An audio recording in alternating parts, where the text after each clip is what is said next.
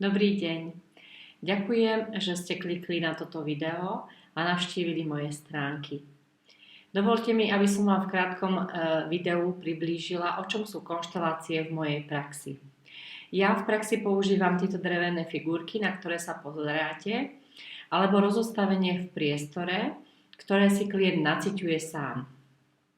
Prípadne na seminároch či stretnutiach v rámci skupiny, kde si klient môže vybrať živých zástupcov do svojej konštelácie.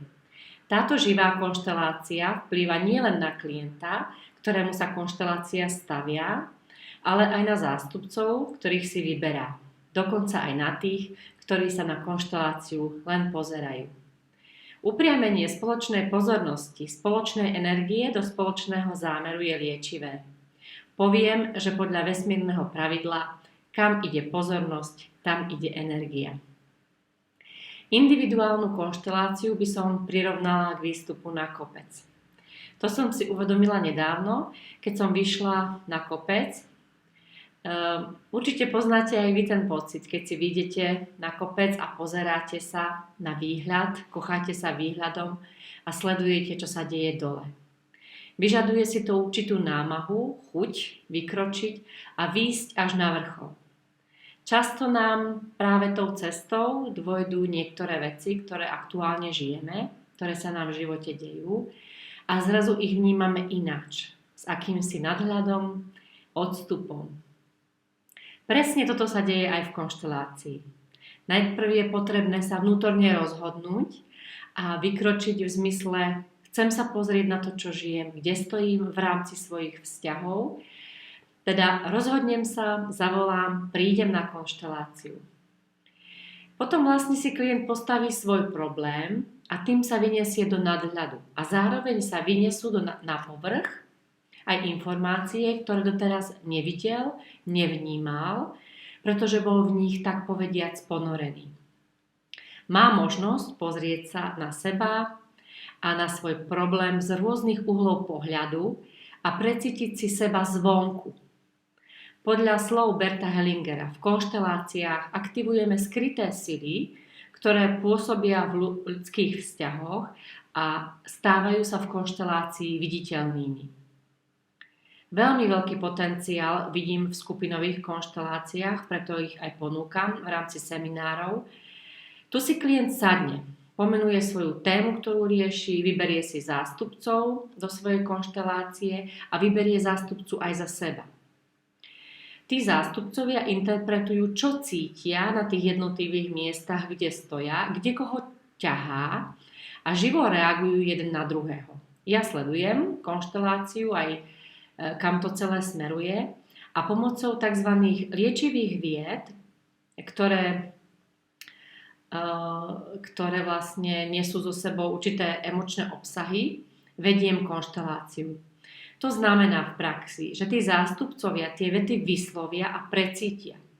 Skončíme tam, kde je energia najvyššia, kde sú všetci v pohode. Potom klient príde, postaví sa na svoje miesto, zoberie tú svoju rolu, ktorá sa už niekam medzičasom posunula a zástupca z tej role vystúpi. Samozrejme aj v zástupcovi sa udeje nejaké uvedomenie a nejaký proces, vďaka ktorému si uvedomí niečo svoje. My vlastne využijeme to zrkadlenie a stretnutie s inými ľuďmi. Ešte možno môžem uviesť príklad individuálnej konštelácie. Klient, ktorý prišiel riešiť svoju alergiu na mačky, si v konštelácii precítil a uvedomil, že pri kontakte s mačkou sa mu pripomína kontakt, ktorý mu v živote chýba, respektíve chýbal.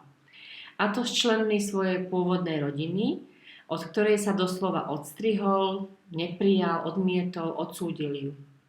Uvedomil si, že to vlastne robí sám sebe.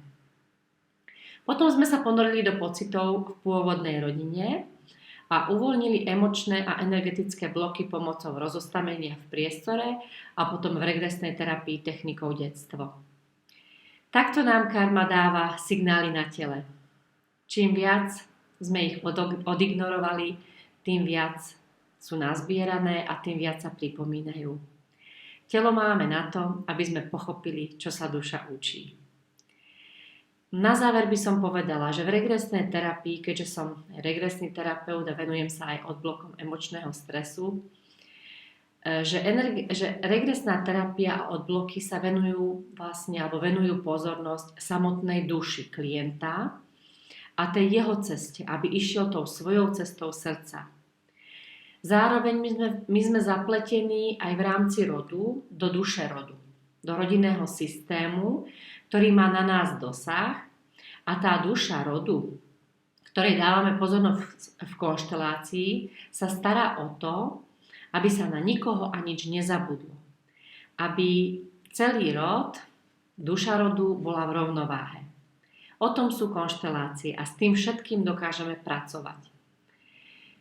Často sa to však prelína a konštelácia je aj diagnostickým nástrojom. My vlastne pomenujeme problém, môžeme ho uvoľniť aj v rámci konštelácie, ale niekedy je veľmi výhodné a prínosné pre klienta, keď sa venujeme vlastne aj regresnej terapii. Takže celé to smerujeme k tomu, aby bola spokojná a v rovnováhe duša klienta, ale aj duša celej rodiny a celého rodu, ktorý si nesieme v sebe. Toľko teda ku konšteláciám.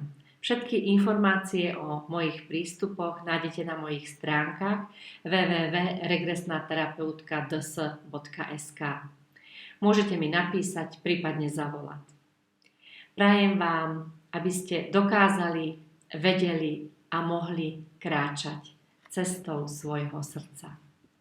Ďakujem vám veľmi pekne za pozornosť a prajem vám pekné dni.